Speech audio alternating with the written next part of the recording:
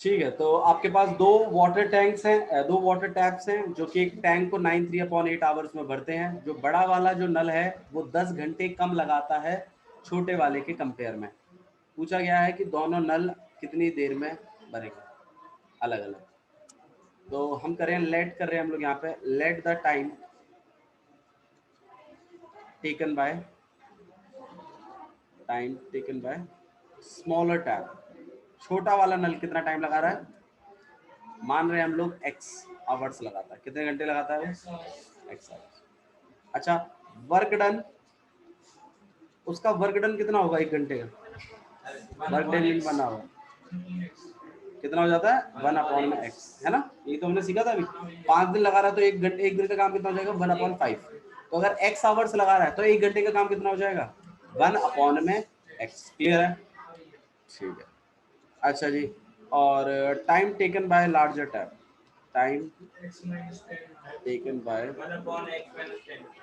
Larger tap कितना, x-10। भाई बड़ा वाला लार्जर टैप कितने भर रहा था, 10 घंटे कम लग रहे थे उसको, तो वो x-10। अच्छा, उसका वर्क डन कितना होगा, वर्क डन इन 1 आवर कितना हो जाएगा इसका 1/x-10। क्लियर है। अच्छा जी, दोनों के एक घंटे के टाइम को, दोनों के एक घंटे के वर्क डन को अगर मैं प्लस करवाऊं तो इनके एक घंटे का वर्क डन आ गया कि नहीं आ गया। भाई मैंने, मेरी बात सुनो, मैंने क्या किया, मैंने ऊपर वाले का एक घंटे का काम निकाल लिया, नीचे वाले का भी एक घंटे का काम, दोनों के कामों को जोड़ दिया, तो मेरे पास दोनों के कामों को जोड़कर एक घंटे में दोनों मिलकर कितना काम करेंगे वही तो आया। सही है। अच्छा जी, कितने घंटे काम करवाना है इनको, 9/3/8 आवर्स काम करेंगे। सही है भाई, एक घंटे में कितना काम कर रहे थे दोनों मिलकर, दोनों का प्लस। और ऐसे कितने घंटे काम करवाने हैं इनसे, 9/3/8 आवर्स। बोला तो था उसने कि 9/3/8 आवर्स में दोनों मिलकर जब काम करते हैं तो टैप तो टंकी पूरी बढ़ जाती है। तो मैंने क्या किया, मैंने दोनों का एक एक घंटे का टाइम निकाल लिया। एक घंटे में 1/x काम करता है, बड़ा वाला 1/x-10 काम करता है। दोनों को प्लस किया तो दोनों का एक घंटे का काम आया। दोनों के एक घंटे का काम आने के बाद जब मैंने उसको 9/3/8 घंटे काम करवाना है तो मैंने उसको मल्टीप्लाई कर दिया 9/3/8 आवर्स से। तो ये टोटल टंकी भर जाएगी कि नहीं भर जाएगी, भर जाएगी। तो मतलब मेरा टोटल वर्क डन हो जाएगा। और टोटल वर्क डन कितना माना हुआ हम लोगों ने 1। इस पूरी इक्वेशन में से हम क्या निकालेंगे, x निकलते ही हमारे छोटे वाले का भी टाइम आ जाएगा और बड़े वाले के लिए हम उसमें से 10 कम और। तो आइए इसको सॉल्व करके x निकालते हैं। x कैसे सॉल्व करेंगे, इसको पहले तो नॉर्मल फ्रैक्शन बनाइए, 8 9 और +3। अच्छा, और यहाँ पे एलसीएम ले ले, x और x-10 का एलसीएम कितना हो गया ये, और प्लस का और इक्वल टू कितना हो गया, ठीक है। अच्छा जी, यहाँ पे 75/8 x + x कितना हो जाएगा,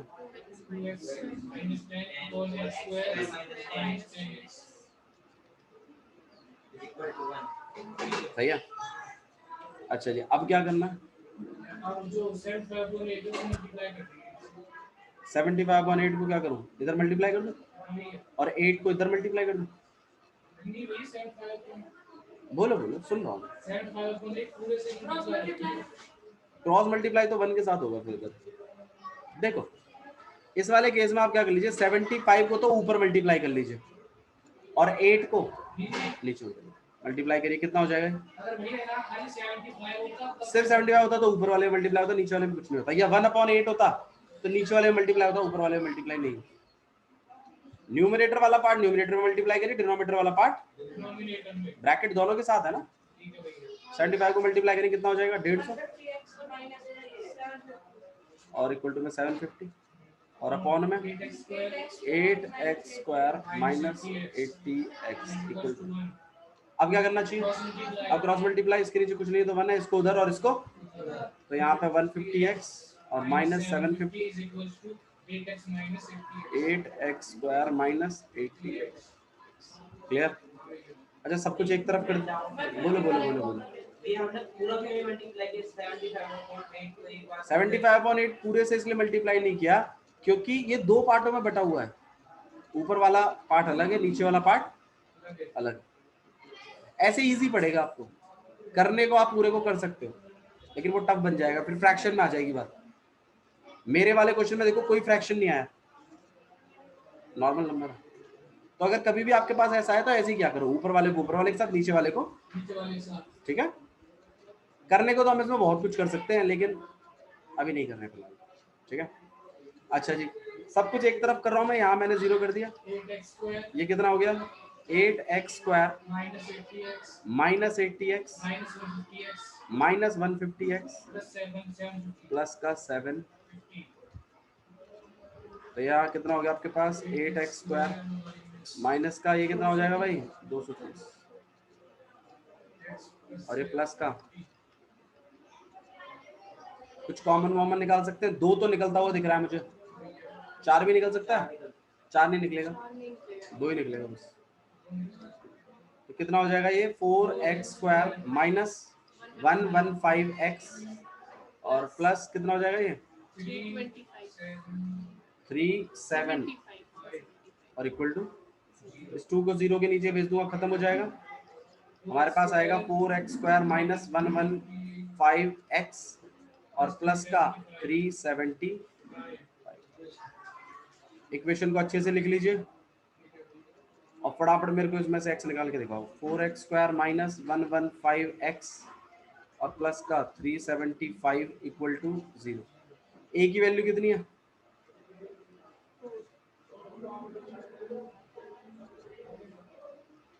a की वैल्यू 4 है, b की वैल्यू माइनस 115 है,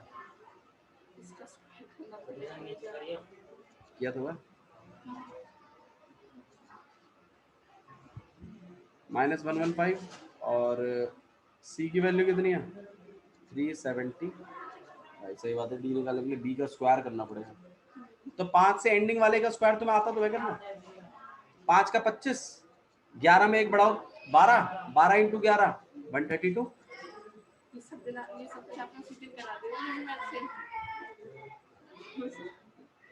बता चुका है ना मैं, रिकॉर्डिंग भी डाली है, रिकॉर्डिंग नहीं डाली शायद, रिकॉर्डिंग नहीं है ना। डी निकालने के लिए क्या करना पड़ेगा, b² माइनस 4ac, b का स्क्वायर मतलब माइनस 115 का स्क्वायर 13225, बिल्कुल सही। और 4 इंटू में a कितना है 4 और c कितना है 375, तो यहाँ हो जाएगा आपके पास 13225। 4 4 जा 16, 16 5 जा 80।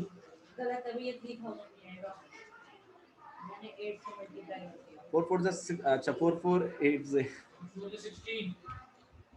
16 5 जा 80, 8 ऊपर करेगा 16 7 जा 112 120, 16 7 से 112 होगा 120, 12 ऊपर करेगा और 16 3 जा 48 और 50 और 60। एक बार चेक कर लो भाई इसको मल्टीप्लाई करके, सही है, सही है। माइनस कर रहे हैं, ये आपके पास आएगा 7225।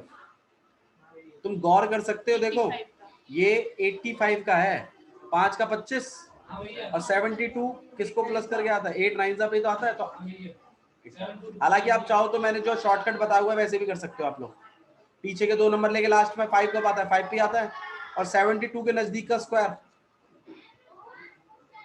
8 पे ही होता है, ठीक है। तो क्लियर है, अच्छा जी। फिर हमारी वो जो वैल्यूज है वो कैसे निकालते हैं हम लोग, x इक्वल टू में minus B plus under root D upon में 2a। तो b की वैल्यू कितनी है माइनस 115, तो ये प्लस का हो जाएगा, और अंडर रूट 722 अपॉन में 2 इंटू में 4, माइनस माइनस प्लस ये 115 और प्लस का 85 और अपॉन में 8, कितना हो जाएगा आपके पास 200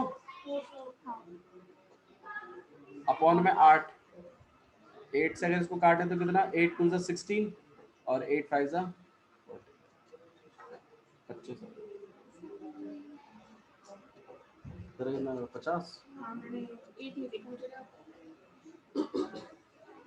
और ऐसे ही आप दूसरा वाला निकालोगे, लेकिन दूसरा वाला आएगा नेगेटिव का, लिखना तो पड़ेगा -115 माइनस का √7 अपॉन में 2 इंटू में 4 15/4 को तो 15/4 थोड़ी आएगा, इसका माइनस का आएगा। अच्छा माइनस माइनस प्लस हो जाएगा, नहीं 15 अच्छा हाँ 85 अपॉन में कितना आ जाएगा इसका,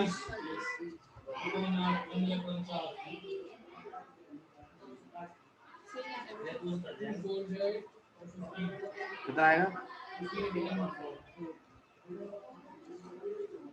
तो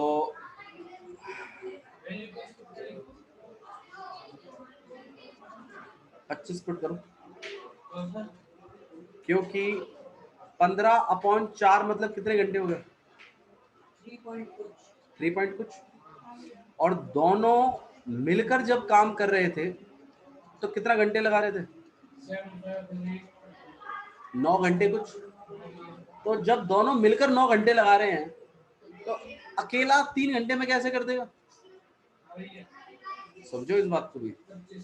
तो आप इसमें क्या करेंगे, हालांकि दोनों वैल्यूज पॉजिटिव है मैं मानता हूं, लेकिन आप इस वैल्यू को इग्नोर करेंगे, क्यों, क्योंकि दोनों मिलकर 9 घंटे लगा रहे हैं, क्वेश्चन में लिखा हुआ है।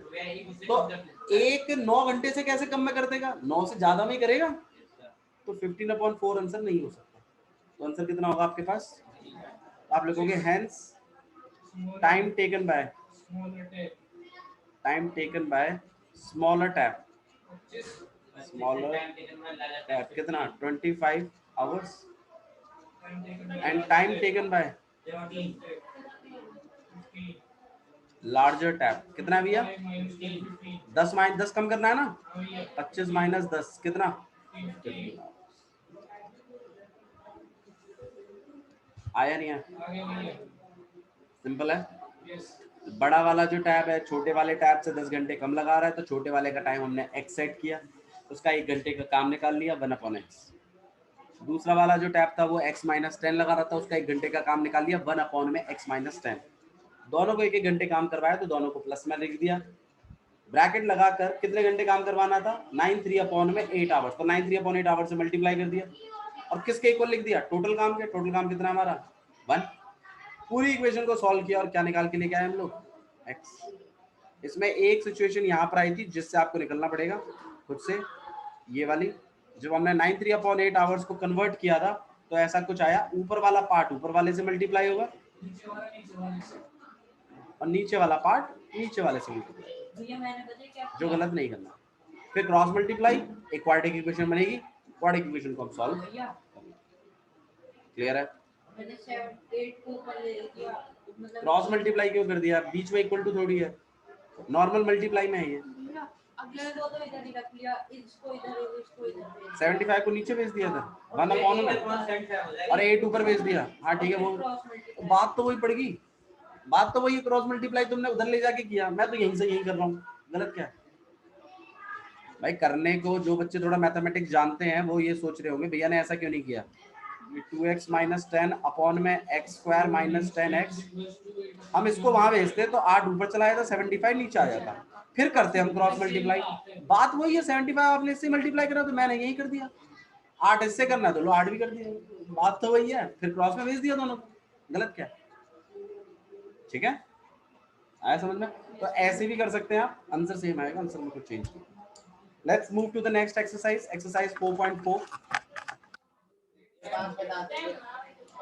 थोड़ा सा एक्सप्लेन तो कर लें तो चीजों को मुझे, इसमें क्वेश्चन नंबर 1 मैंने आपसे करवा चुका हूं ऑलरेडी, 4.4 नेचर ऑफ रूट, जिसमें पता लगाना था डी निकालते थे, और डी पॉजिटिव है नेगेटिव है उस बेसिस पर करते। देखो मेरे को ना जल्दी खत्म करना है चैप्टर, क्योंकि बहुत टाइम हो गया इस पर, ठीक है, और आपके पास एक दिन है संडे, आप उसमें मैं चाहूंगा कि आप ज्यादा से ज्यादा क्वेश्चंस करो, तो थोड़ा ज्यादा भी पढ़ना पड़ जाता है तो कोई ऐसा बुरा मत मानो, होमवर्क नहीं देना ना मुझे, स्कूल वालों की आदत मत डालो।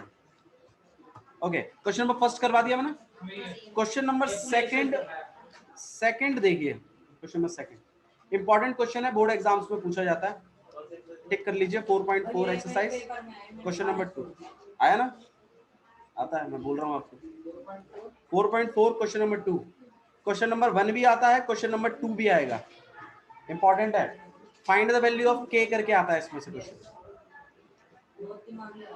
नहीं अभी अभी हो जाएगा, आप चिंता मत करो। फाइंड द वैल्यू ऑफ के फॉर ईच, क्वेश्चन पढ़िए उसके बाद बात करेंगे इस पर। क्वेश्चन पढ़ो। हाँ जी, question number second, question number first भी टिक लगाइए, क्वेश्चन नंबर सेकंड भी लगाइए। फर्स्ट में करा चुका हूं पहले, ठीक है, सेकंड अभी करा रहा हूं। फाइंड द वैल्यू ऑफ के for each of the following quadratic equation. First में किसी को डाउट तो नहीं है? नेचर बताना है, नेचर बताना है। नेचर कैसे पता लगाते हो? डिस्क्रिमिनेंट निकालते हैं पहले, डी की वैल्यू पॉजिटिव है, नेगेटिव है, जीरो है, उसके हिसाब से रूट का नेचर पता चलता है। और बोला है अगर रियल रूट एग्जिस्ट करता है, रियल रूट एग्जिस्ट करता है तो उनको फाइंड भी करना है। तो मतलब अगर इक्वल आया या अनइक्वल है तो आपने फाइंड आउट करना है। इमेजिनरी है तो नहीं करना। इमेजिनरी कब आता है? कौन? जब डिस्क्रिमिनेंट, डिटरमिनेंट नहीं, डिस्क्रिमिनेंट।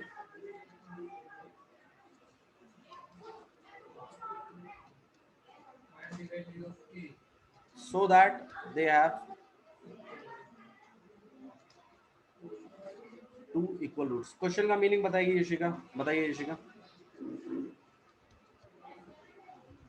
हमें k की वैल्यू फाइंड करनी है जो अभी इक्वेशन दी जाएगी उसमें, जिसमें जो दोनों इक्वल, जो इफ दे हैव वो इक्वल रूट्स। उन्होंने बोल दिया है कि रूट्स कैसे हैं, इक्वल है। आप तो मुझे k की वैल्यू बता दो, मतलब ये डिस्क्रिमिनेंट जो है वो जीरो आएगा। हाँ, तो अगर उसने ये बात कह दी कि जो डिटरमिनेंट है, मतलब जो रूट्स हैं वो इक्वल है, तो इससे क्या पता चल गया आपको कि डिटरमिनेंट, डिस्क्रिमिनेंट जो है वो कितना है? जीरो के बराबर है। तो हम डिस्क्रिमिनेंट को जीरो रखकर d की value b square minus 4ac equal to zero रखकर एक इक्वेशन बनाएंगे और उसमें से k निकालने की कोशिश करेंगे। यही काम करेंगे हम। आइए करते हैं। जैसे क्वेश्चन नंबर 1 देखिए क्या लिखा हुआ है, 2x स्क्वायर प्लस के एक्स प्लस 3 इक्वल टू में 0। इमेजिनरी नहीं आएगा, उसने बोला है इक्वल रूट्स हैं, दे दिया उसने, गिवन है। पढ़ो, फाइंड द वैल्यू ऑफ के, किसकी वैल्यू निकालना है? के की, अगर they have equal roots, equal roots हैं। तो अगर इक्वल रूट्स हैं इस इक्वेशन के, तो इसका मतलब डी की वैल्यू किसके बराबर है? यही है ना इसका मतलब, सब में है, दोनों में, उसमें तो बस के की निकालनी। आओ चलो। अच्छा, तो अगर मैं इसको जनरल इक्वेशन से कंपेयर करूं तो ax square plus bx plus c से अगर मैं कंपेयर कर रहा हूं तो a की वैल्यू कितनी हो गई? 2। 1 कहाँ हो गई a की वैल्यू? b की वैल्यू कितनी है? k। c की वैल्यू कितनी है? सही है। अच्छा जी भाई, d तो उसने ऑलरेडी बोला हुआ है, d इक्वल टू 0। रीजन बताओ। They have equal roots, they have, हाँ बिल्कुल दिया हुआ है भाई, ये बात लिखनी पड़ेगी। आप ऐसे ही d इक्वल टू 0 नहीं लिख सकते, दिया हुआ है क्वेश्चन में, दे हैव इक्वल रूट्स, तो d इक्वल टू 0 होगा इसका मतलब। अच्छा, d 0 है तो d की वैल्यू कितनी होती है? b square minus equal to 0 होगा इसका मतलब। b की वैल्यू कितनी होगी? एक मिनट बाद, k स्क्वायर माइनस 4 इंटू में a कितना होता है? 2 और c कितना हो जाएगा? और इक्वल टू, तो हमारे पास जो इक्वेशन है वो कुछ ये है, 4 3 12 12 24 के 24 को मैं उधर भेज रहा हूँ तो के स्क्वायर उधर जाके किसका हो जाएगा? प्लस का 24। के की वैल्यू को अकेला कर रहे हैं, पूरे के ऊपर क्या लगा रहे हैं? आगे आएगा प्लस और माइनस। और 24 को हम लोग क्या लिख सकते हैं? प्राइम फैक्टराइजेशन करें, 2 से 12, 2 से 6, 2 से 3, तो अंडर रूट 24 की जगह आप लिख सकते हो 2 इंटू 2 इंटू 2 इंटू 3। तो 2 का तो पेयर बन रहा है, तो ये बाहर आ जाएगा। ये पता है नहीं पता आप लोगों को? और 2 3 तो आपके पास आएगा के की वैल्यू 2 अंडर रूट 6। पूछो भाई, लक्षित क्या डाउट है आपको? सर मैं स्टेप को हटा सकता d इक्वल टू 3 मतलब सर c इक्वल टू 3 के बाद b square minus 4 equal to b square minus 4ac भी आप 0 लिख सकते हो, कोई दिक्कत नहीं, लेकिन ये बात लिखनी पड़ेगी। बिना इसको लेके आप डायरेक्ट नहीं लिख सकते, बताना पड़ेगा आपको कि दे हैव इक्वल रूट्स, इसलिए आप लिख रहे हो कि बी स्क्वायर माइनस 4ac 0 के बराबर है। आपने आज तक तो नहीं लिखा बी स्क्वायर माइनस 4ac 0 के बराबर, अब क्यों लिख रहे हो? क्योंकि आपको ये बात क्वेश्चन में दी हुई है कि उनके रूट्स कैसे हैं, इक्वल है, तभी तो लिख रहे हो, वरना कैसे लिख देते? ये बात आपको मेंशन करनी पड़ेगी। हाँ जी पूछो भाई। दूसरा क्वेश्चन क्या है? दोबारा सुन लीजिए मैंने क्या किया। मेरे पास एक इक्वेशन थी, क्वेश्चन में दिया हुआ है कि इसके रूट्स कैसे हैं, इक्वल है, मुझे तो k की वैल्यू पता लगानी है। मैंने इसको कंपेयर किया जनरल इक्वेशन से, a b c की वैल्यू पता लगाई, d को 0 के बराबर माना, क्यों? क्योंकि क्वेश्चन में दिया हुआ है कि इनके रूट्स कैसे हैं, तो d की वैल्यू 0 के बराबर ही होगी। d की वैल्यू पुट कर दी बी स्क्वायर माइनस 4ac, इनकी वैल्यूज डाल दी, k को मैंने अकेला करने की कोशिश की, 24 को परे के भेज दिया, स्क्वायर को हटाया, इधर क्या लग जाएगा, रूट। स्क्वायर को जैसे ही हटाते हो आप पल्ली तरफ क्या लग जाता है, रूट लग जाता है, इस बात को ध्यान रखिएगा। और दोनों साइन लगते हैं, प्लस का भी और रीजन मैं बता दूंगा क्यों लगते हैं, अभी फिलहाल के इतना याद रखिए, स्क्वायर जब दूसरी तरफ जाता है तो रूट बन जाता है, और दोनों साइन लगते हैं, प्लस का भी और माइनस का। जब 24 का स्क्वायर करेंगे प्लस में माइनस में कुछ में 24 ही आएगा। हाँ यही रीजन है। कभी किसी का square is equals to side, तो अगर 6 एज 36 से 6 का स्क्वायर और k का स्क्वायर स्क्वायर नहीं काट सकते? नहीं, स्क्वायर से स्क्वायर नहीं कटता, स्क्वायर उधर जाके रूट बनता है, रूट से स्क्वायर कटता है, ठीक है। तो प्लस माइनस अंडर रूट 24, फिर मैंने 24 का मैंने सोचा कि इसको और पेयरिंग में कर सकते हैं, तो मैंने इसका प्राइम फैक्टराइजेशन किया, और फिर इसके बाद जो पेयर बन रहे थे उनको बाहर निकाल दिया, जो रह गए वो अंदर रहेंगे। Heroes formula chapter number 12 class 9 आपने पढ़ा हुआ है, उसमें अंडर रूट में से निकालना बहुत बार आपने सीखा है, ऐसे ही निकालते थे। हालांकि मैंने आपको शॉर्टकट बताया हुआ अंडर रूट का, लेकिन 24 किसी का रूट है नहीं, तो हमें ऐसे ही करना पड़ेगा, ठीक है। एक क्वेश्चन और देखें इस पर, देखिए इसका सेकंड वाला क्वेश्चन देखिए, के एक्स ब्रैकेट के अंदर x minus 2 plus 6 equal to 0, ये है।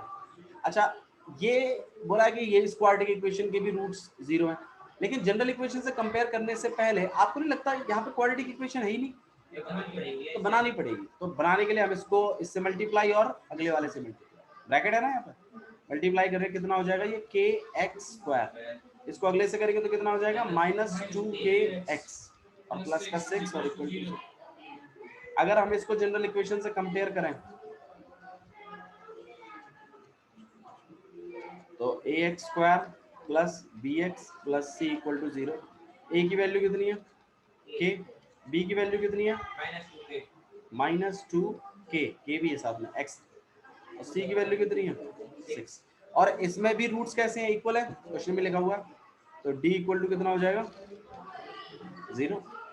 लेट करें हम यहाँ पे इस बात को, यहाँ पे लिख देंगे reason, they have equal roots, दिया हुआ क्वेश्चन में, तो d की वैल्यू 0 हो गई, d 0 हो गया मतलब b स्क्वायर माइनस 4ac के हो गया, b की वैल्यू कितनी है माइनस 2k का माइनस 4 इंटू में a कितना हो गया k, और c कितना हो गया 6 और 0, माइनस 2k का स्क्वायर करूंगा तो माइनस को भी मिलेगा, 2 को भी मिलेगा और k को भी मिलेगा, माइनस का हो जाएगा तो प्लस 2 का कितना हो जाएगा 4 और k का स्क्वायर, और यहाँ अगर करें तो माइनस का 24k इक्वल टू 0।